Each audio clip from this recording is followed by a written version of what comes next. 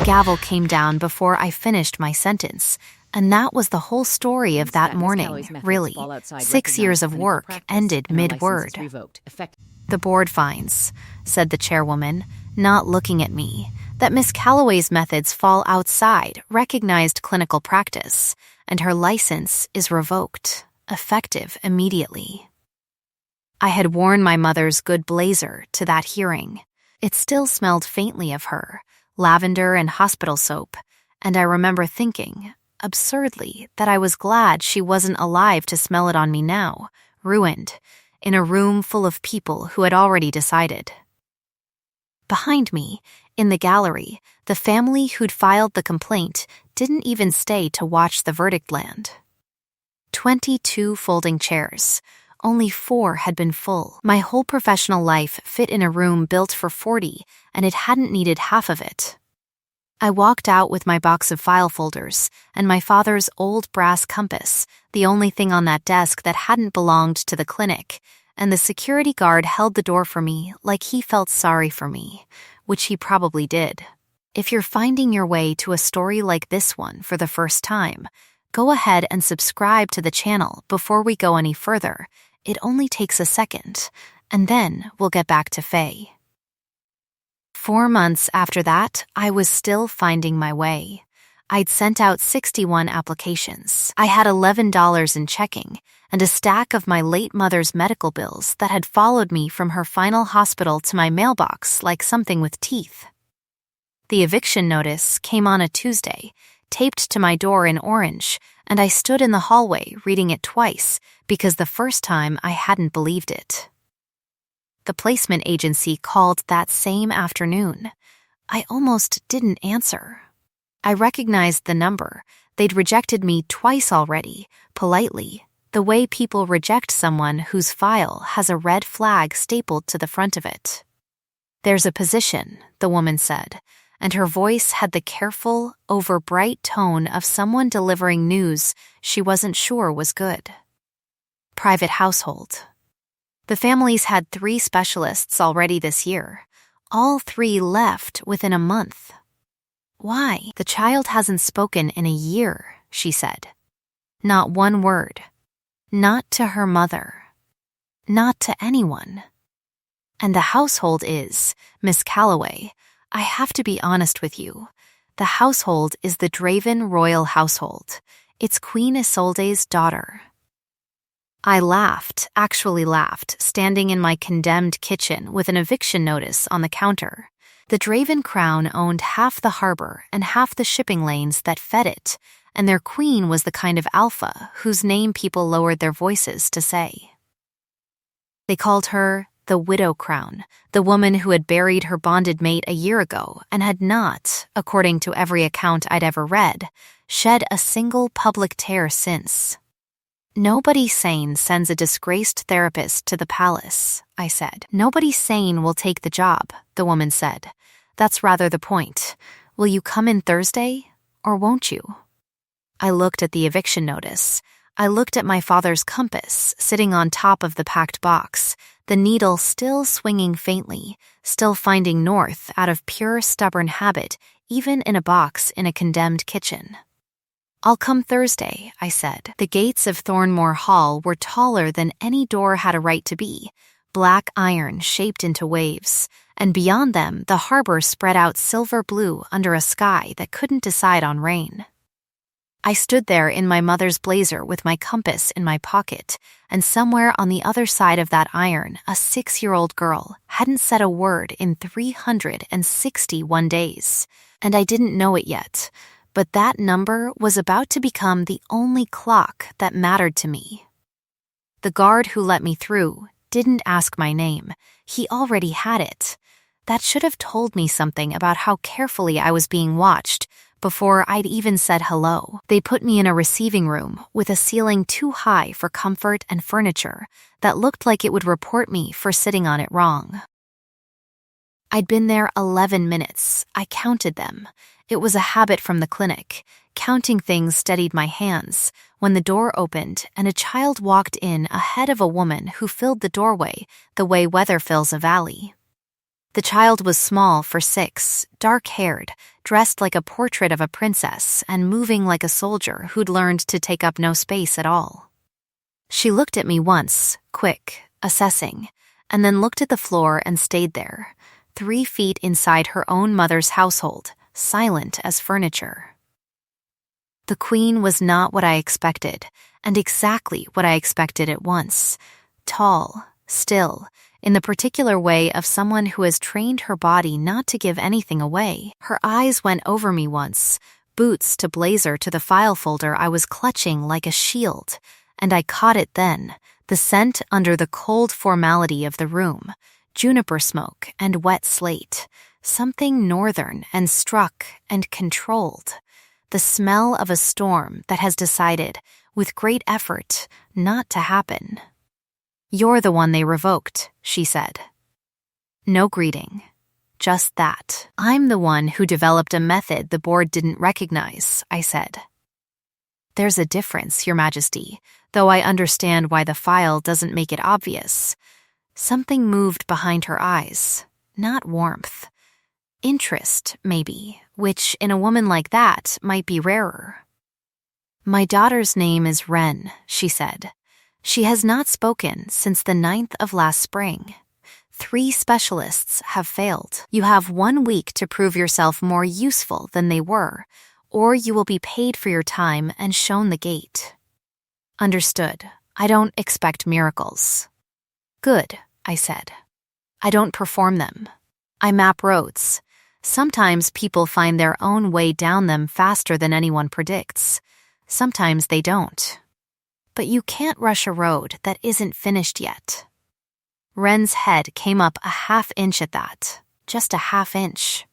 Nobody but me would have seen it, because nobody else in that room was looking at the floor where a 6-year-old had made herself as small as invisible furniture. I knelt down anyway, right there on the receiving room's terrible expensive rug, so I was smaller than her mother, smaller than the ceiling, small enough to be at Wren's eye level. "Hi," I said.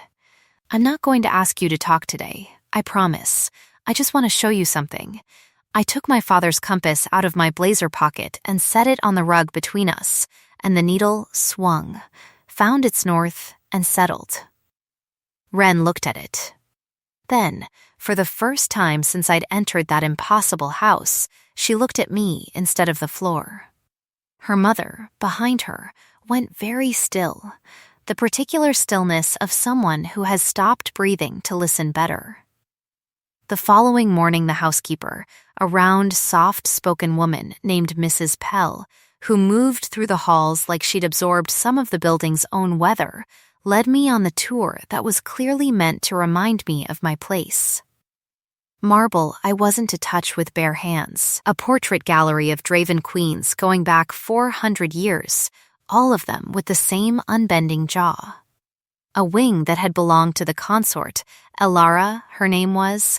I learned it from the small brass plaque nobody had taken down, sealed and dark, curtains drawn a year ago and never opened since. "Her Majesty doesn't go in there," Mrs. Pell said, in the flattened voice people use for things too large to say normally. "Nobody does, except the little one. Sometimes, in the night."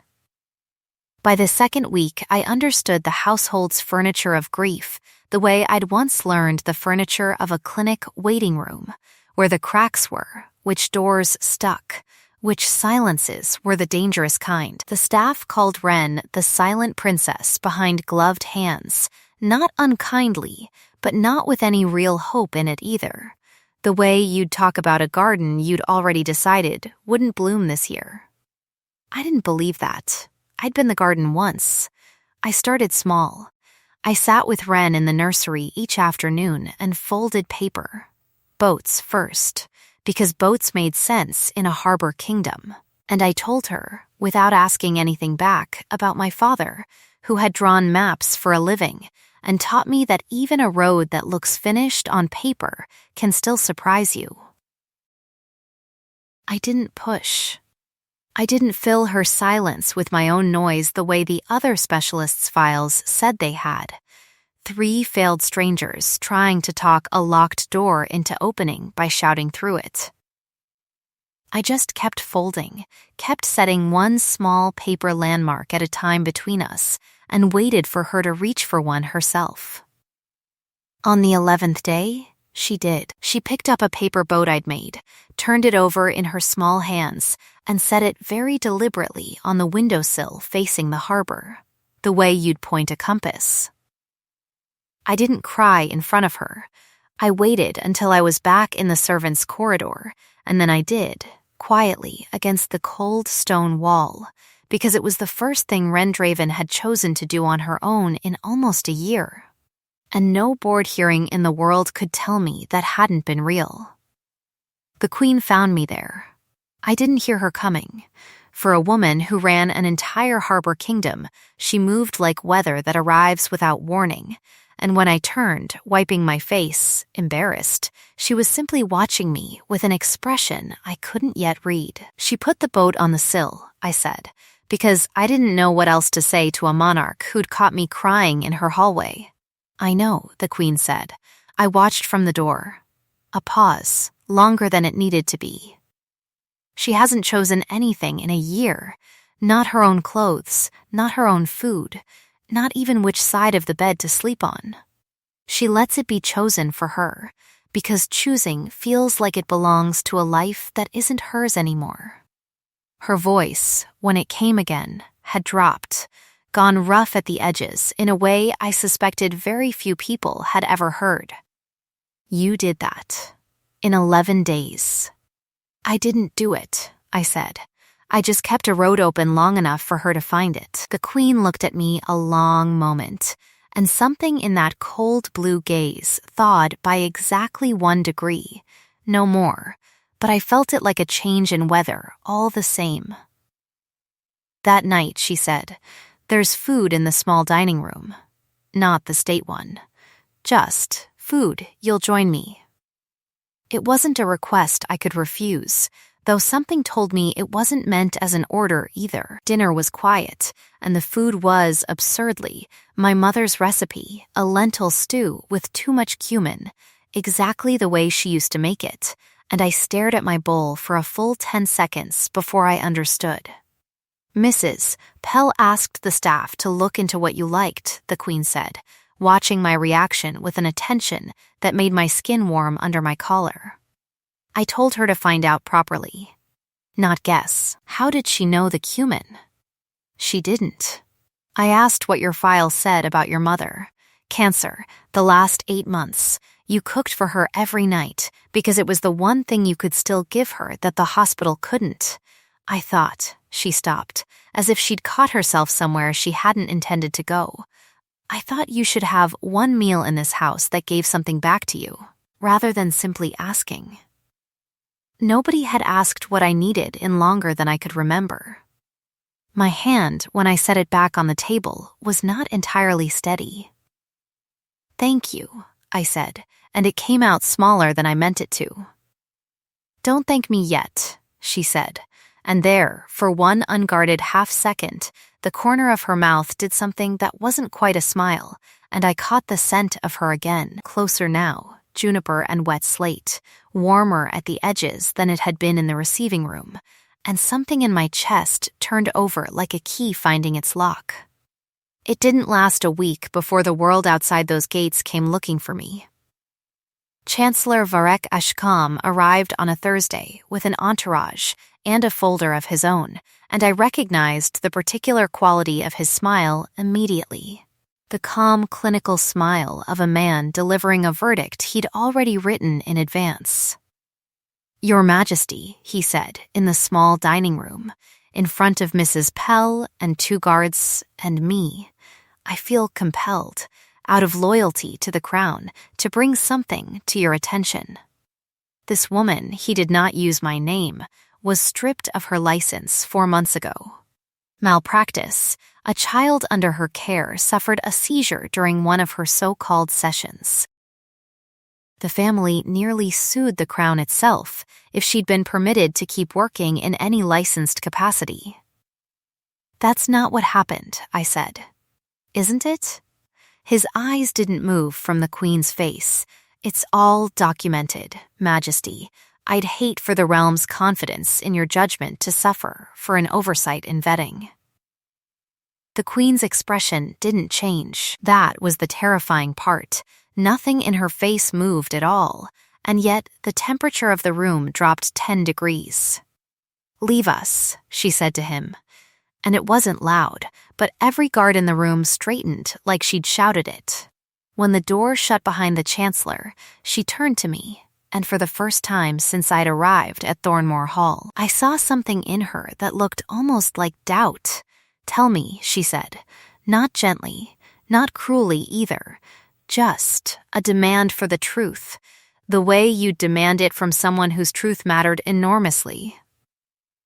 "The child had epilepsy," I said. "Undiagnosed, nobody knew, including his family, including the referring physician. He seized during our third session. Nothing I did caused it. Nothing I did could have prevented it. But his parents needed somewhere to put their fear, and I was standing in the room." The board found no clinical wrongdoing in the seizure itself. What they revoked me for was the method: paper landmarks, maps instead of worksheets. They said it wasn't recognized practice, and after the family's complaint, nobody on that board wanted to be seen defending someone controversial. It was easier to call me reckless than to explain that a boy nearly died of something that had nothing to do with me. The Queen studied me for a long, silent moment, long enough that I felt each second of it individually, the way I used to count seconds in the old hearing room while I waited for a verdict that would end my life as I knew it. "Wren put a boat on a windowsill because of your maps," she said finally. "I have watched 3 qualified, licensed, unremarkable specialists fail to make my daughter look at them, let alone at a compass. I am not in the business of trusting paperwork over what I see with my own eyes, Miss Calloway, but I need you to understand something." She stepped closer, close enough that the juniper and slate of her filled the space where the Chancellor's cologne had been. "If you have lied to me about anything at all, I will not simply dismiss you. I will end you. Do you understand the difference between those two things?" "I do," I said, and I did not look away. "I haven't lied." "Then we'll continue," she said, and the coldness in her voice wasn't aimed at me anymore. It was aimed, I understood later, at Varric and at whatever door he had just cracked open in her house. The storm came 9 nights later, the worst the harbor had seen in a decade, according to Mrs. Pell, rain going sideways against the windows, and the old stone halls groaning like something alive. I woke to the sound of a child screaming, not crying, screaming, the raw, wordless sound of a nightmare with no vocabulary to escape through. And I was in the corridor before I'd finished putting on my robe. Wren's door was already open. The Queen was there, kneeling by the bed, her composure in pieces, saying her daughter's name over and over in a voice I'd never heard from her, cracked all the way down the middle, and Wren was thrashing against her own blankets with her eyes screwed shut, trapped somewhere the Queen. For all her power, all her armies, all her harbor and her crown, could not follow her. I knelt on the other side of the bed. I didn't touch her. I set my father's compass on the nightstand where the lamplight caught it, and I began, very quietly, to say the words we'd built together over 3 weeks of paper boats, not commands, not comfort exactly, just landmarks. Rain on the window, lamp on the table. Compass finding north. Small true things, one after another, a road laid down word by word in the dark. Her eyes opened. Found the compass. Found me. The scream cut off like a switch thrown. She was still trembling, still soaked in sweat and fear, but her breathing slowed, matched to mine, and then, carefully, like she was testing whether her own hand still belonged to her, she reached out and tugged my sleeve. "Stay," she said. One word. The first word Ren Draven had spoken in 370 days, and it landed in that storm-lashed room like the whole house had exhaled at once. The queen made a sound I don't have a name for, something between a laugh and a sob, and pressed both hands over her mouth as if she could keep the rest of it in, and I looked up and found her staring at me across her daughter's small shaking body with an expression that had nothing guarded left in it at all. Not the widow crown, not the woman the whole realm was afraid of, just a mother, undone, and underneath that, unmistakably, something aimed at me that I didn't yet have the courage to name. I stayed. I stayed until Ren's breathing evened into real sleep, and then I stayed a while longer after that, because neither of us wanted to be the first to leave the room where the silence had finally broken. We ended up in the small dining room again near dawn, the storm finally spending itself against the windows, 2 cups of tea going cold between us.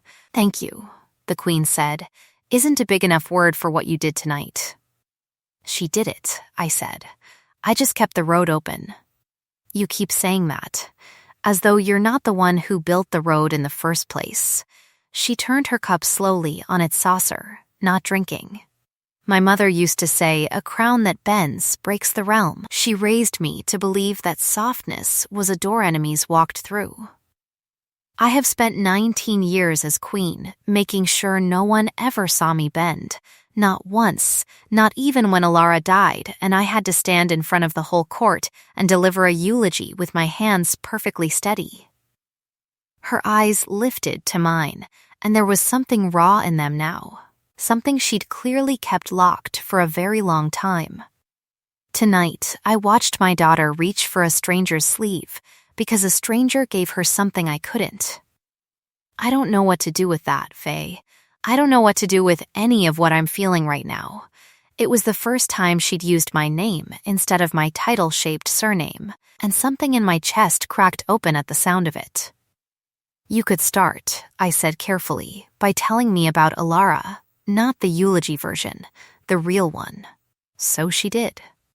She told me about a woman who used to steal shortbread from the kitchen at midnight and blame the dogs, who had taught Ren to whistle before she'd taught her to read, who had died on the coastal road in a car whose brakes had, according to the official report, simply failed, a report the queen had never fully believed, not in her bones, though she'd never had proof enough to say so aloud. She told me about the year since, the sealed wing, the nights she went and sat in Alara's old study, because it was the only place in the palace where she was still allowed to fall apart, alone, where no one could see a crown bend. And I told her about my father, who had mapped coastlines for the crown surveys until his heart gave out when I was 7, and how I hadn't spoken a full sentence for 4 months afterward, not because I couldn't, but because words felt too small for a grief that size, until my mother, who had no training and no theory, only love, sat with me every night and drew little roads on paper between the things I was afraid of and the things I still wanted, until one road led all the way back to my own voice. That was the method the board had called unrecognized. It had recognized me first. "You built a career out of saving yourself," the queen said quietly, over and over, "in other people's children." "Someone had to," I said, "since nobody ever built one out of saving me." She reached across the table then and covered my hand with hers, warm, careful, deliberate, the opposite of every cold rumor the realm told about her, and said, "I'd like to, if you'd let me." "Ask me properly," I said, my pulse loud in my own ears, "with your words." "Faye Calloway," she said, low and steady, "may I kiss you?" "Yes," I said, and meant it with everything I had left. It was soft, that first kiss, careful in the way of someone unused to being careful with anything, and when we broke apart her scent had changed around us, warmer, the cold slate softened into something closer to hearth smoke. And I understood then that I had gotten past the wall the whole realm feared, not by force, but because she had finally chosen, for the first time since Alara died, to let someone see her bend. We had 6 good weeks after that. Ren spoke more each day, short sentences at first, then whole stories, then, astonishingly, a joke. The first sound of a child's laughter that Palace had heard in over a year, and Mrs. Pell cried openly in the hallway when she heard it.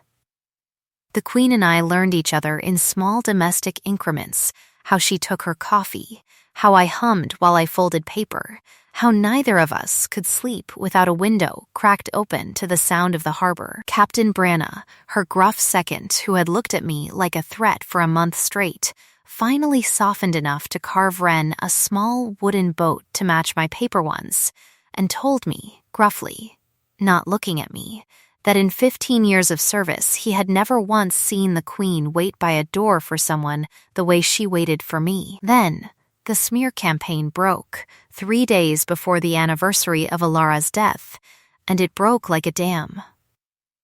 Every paper in the capital ran the same headline within a single morning: the disgraced, unlicensed commoner who had wormed her way into the royal nursery, the therapist who nearly killed a child, the fraud manipulating a grieving queen for money and title. Someone had leaked my sealed hearing file, every private detail of my mother's death and my debts included, dressed up as public interest. I knew, the way you know a storm by the pressure change before the rain, exactly whose hand had turned the key on that lock. Chancellor Varick called an emergency council session that afternoon, demanding my immediate removal from the palace and, worse, questioning the Queen's fitness to make decisions for the crown at all. Grief-addled, he called her, in language just careful enough not to be treason. He proposed, with the oiled calm of a man who had rehearsed it, that Ren's guardianship be formally shared with the council until stability could be assured, which everyone in that room understood to mean, until he controlled her. I stood at the back of the council hall, not permitted a seat, and watched the Queen's face go to iron in front of 40 nobles who had all until that morning believed the rumors about her coldness, and now had fresh fuel to believe them harder. "Your Majesty," Varick said, soft as a blade sliding free, "surely you see that the realm's confidence cannot survive this. The woman must go." Tonight, I watched her look at me across that hall, and for one terrible second I thought she might actually do it, not because she believed the lies, but because a crown that bends breaks the realm, her mother's voice in her ear after 20 years of training, and I understood in that second exactly how much it would cost her to choose me in front of everyone who mattered. I left before she could answer. I packed my box that night, the same box from the hearing room, 4 months and a whole life ago, with my compass on top, because I would not make her choose between her daughter's crown and me. Ren found me in the corridor, her small hand catching my sleeve exactly the way she had that stormy night. "You said stay," she said, her voice small and furious with the particular betrayal only a child can manage. "You said the road doesn't close. You promised." "I know," I said, and my voice broke on it. "I know I did." Guards came for the box before I could answer her properly. Varick's men, not the Queen's, moving fast, citing security concerns, and I was walked to the gates in the dark like something being disposed of. Ren's scream trailing behind me down the corridor, the worst sound I had ever caused in my life, worse even than the seizure that had ended my career. Because this time it was a child I loved screaming my name, and I could not turn around. I spent that night in a rented room above a harbor tavern, sleepless, staring at my father's compass on the nightstand, its needle swinging uselessly because I had no road left to follow. At 4 a.m, someone pounded on my door. It was Captain Branna, soaked from the harbor mist, his face grim in a way I hadn't seen on him before. "Get dressed," he said. "Her Majesty needs your maps." He told me on the way back to the palace, after I'd been removed, Isolde had gone straight to the harbor authorities' archives and pulled every maintenance log for the coastal road vehicles from the year of Alara's death, convinced finally that grief had made her too cautious to look sooner. The logs were a maze of falsified signatures and backdated inspections, deliberately tangled, designed to be unreadable by anyone without the patience of a cartographer's daughter. I read roads for a living. Falsified paperwork was just a map lying about its own terrain. By dawn, spread across the Queen's private study floor with 6 weeks of stolen sleep behind my eyes, I found it. The single inspection log that didn't match its own ledger number, signed by a maintenance officer who, cross-referenced against payroll, had been receiving quarterly payments from a shell account tied, 4 transfers deep, to Chancellor Varric Ashkombe. He hadn't just smeared my name to seize control of Ren's guardianship. He had killed Alara a year earlier to destabilize the crown in the first place, and had spent 12 months waiting for a moment soft enough to strike again. He orchestrated it, I said, laying the papers out like a map on the Queen's desk, my hands shaking. The breaks weren't an accident. He's been positioning to control the Regency since before Ren stopped speaking. Isolde read every page in absolute silence, and when she finished, something in her face went somewhere I had never seen it go. Not cold, not controlled, something closer to a blade unsheathing. "I am going to end him," she said, quiet as the eye of a storm, and I believed her completely, and I was afraid, not of her, but for her, for what it would cost the woman who had only just learned to bend, to become, in one violent hour, exactly as unbending as her mother had raised her to be. "Not with your hands," I said, catching her wrist before she could reach the door. "With the law. In front of every noble who called you grief, addled this week. Let Ren grow up with a mother who chose justice instead of blood. Isolde, give her that instead." She stood there, breathing hard, juniper and slate gone sharp and thundery around her. And then, slowly, the tension went out of her shoulders, and she nodded once. "Then we do it in front of everyone," she said.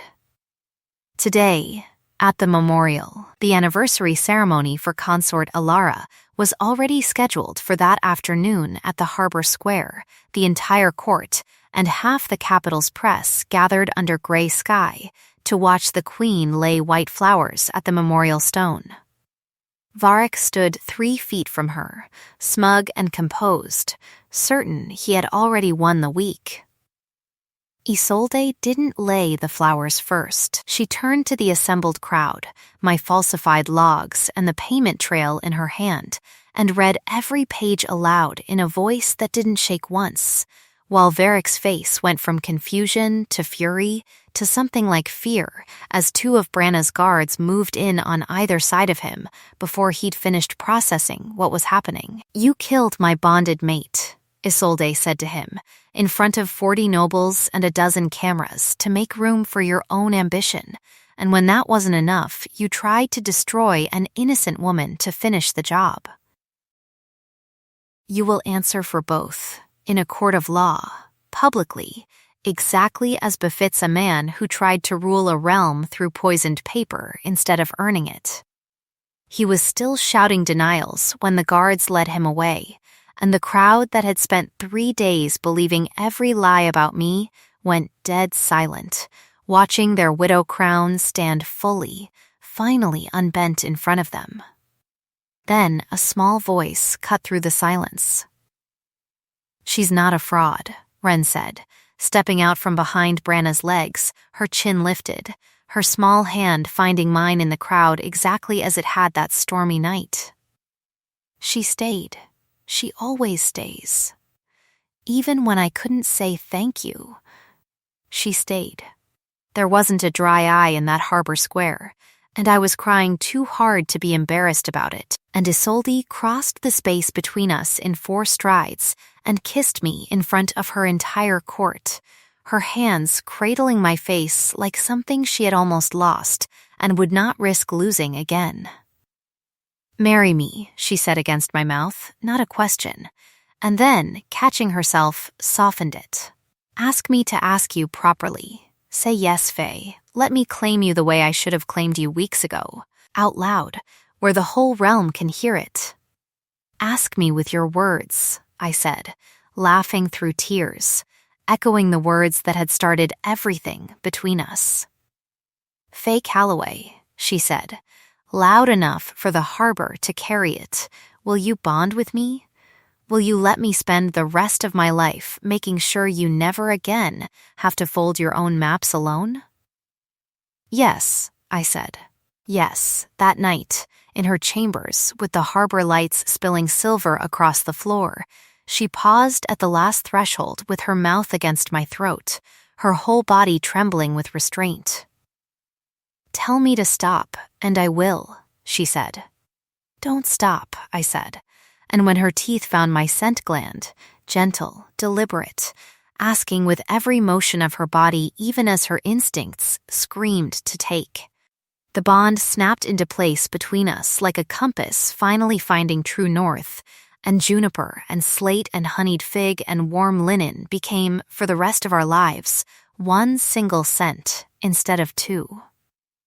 Varakashkome was convicted 11 weeks later on charges of treason and the murder of consort Alara Draven, stripped of every title his family had held for 6 generations, and sent to the northern work colonies for the remainder of his life, a sentence the newspapers called the harshest the realm had handed down in a century.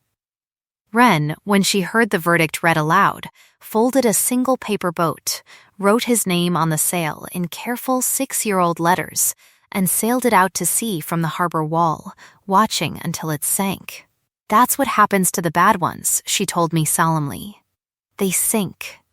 The good ones stay." We were bonded properly at midsummer, in the harbor square where the truth had come out, with white flowers instead of black ones this time, and Wren stood between us in a small blue dress, holding both our hands, narrating the whole ceremony under her breath in a running commentary that made half the court laugh through their tears.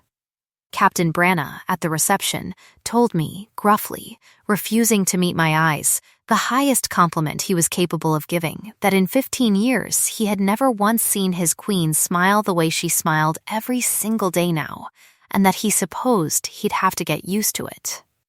A year on, the sealed wing of the palace is unsealed. Alara's study is Wren's now, full of her own drawings pinned beside her mother's old maps, and some mornings I find both my wife and my daughter in there together, quiet, unafraid of the quiet, which is its own kind of miracle. Isolde still runs a harbor kingdom with a spine of iron, and every noble who once called her cold now calls her formidable instead, which I think delights her more than she'll admit. And most mornings, before the household wakes, the 3 of us sit at the nursery window with the last of the night mist still on the glass, folding paper boats, sending them out to a harbor that has never once failed to carry them home. Wren speaks in full paragraphs now, opinions and jokes and long, uninterrupted stories about her day, and sometimes, when the house goes quiet at bedtime, she still reaches for my sleeve out of pure habit, though she doesn't need to anymore. She just likes to. I used to believe that the people who go unseen the longest simply learn to disappear a little more each year until there's nothing left to notice. I don't believe that anymore.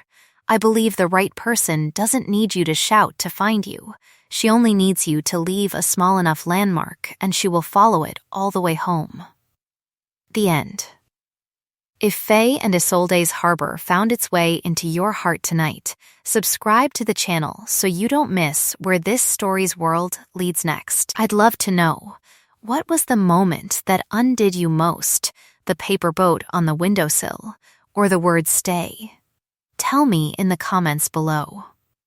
Until the next story finds you, sleep well, and thank you for staying with this one all the way to the end.